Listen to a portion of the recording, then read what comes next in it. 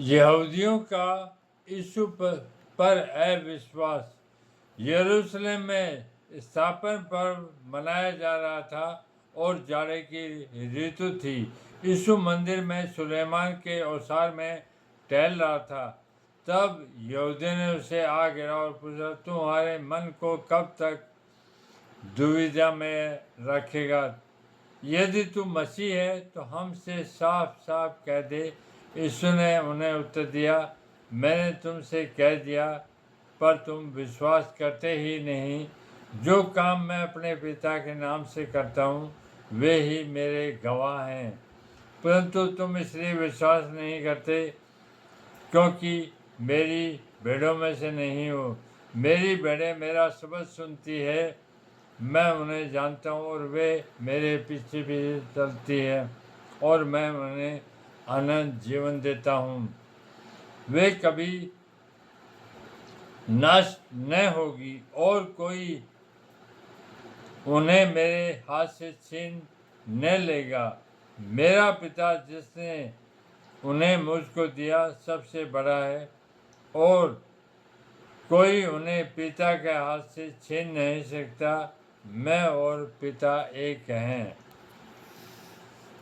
यहूदियों ने उस पर पथराव करने को फिर पत्थर उठाए। इस पर यीशु ने उनसे कहा, मैंने तुम्हें अपने पिता की ओर से बहुत से भले काम दिखाए हैं, उनमें से किसी काम के लिए तुम मुझ पर पथराव करते हो। यहूदियों ने उसको उत्तर दिया, भले काम के लिए हम तुझ पर पथराव नहीं करते, परंतु परमेश्वर की निंदा के कारण और इसलिए कि तुम मनुष्य होकर अपने आप को परमेश्वर बनाता है। यीशु ने उनको उत्तर दिया, क्या तुम्हारी व्यवस्था में नहीं लिखा है? मैंने कहा, तुम ईश्वर हो। यदि उसने तुम्हें ईश्वर कहा जिसके पास परमेश्वर का वचन पहुंचा और पवित्र शास्त्र की बात असत्य नहीं हो सकती, तो जिसे पिता ने पवित्र ठहराकर जगत में भेजा, तुम्हें उससे कहते हो तू निंदा करता इसलिए कि मैंने कहा मैं परमेश्वर का पुत्र हूँ।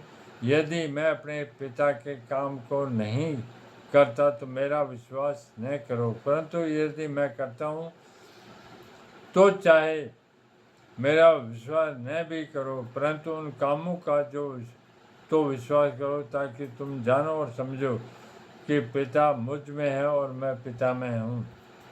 तब उन्होंने फिर उसे पकड़ने का प्रयास किया, परंतु वह उनके हाथ से निकल गया। फिर वह यरदन के पार उस स्थान पर चला गया जहाँ यूहन्ना पहले बपतिस्मा दिया करता था और वहीं रहा। बहुत से लोग उसके पास आकर कहते थे, यूहन्ना ने तो कोई चिन्ह नहीं दिखाया, परंतु जो कुछ यूहन्ना ने उसके विषय में लिखा वह सब सच था। और बहुतों ने यीशु मसीह पर विश्वास किया।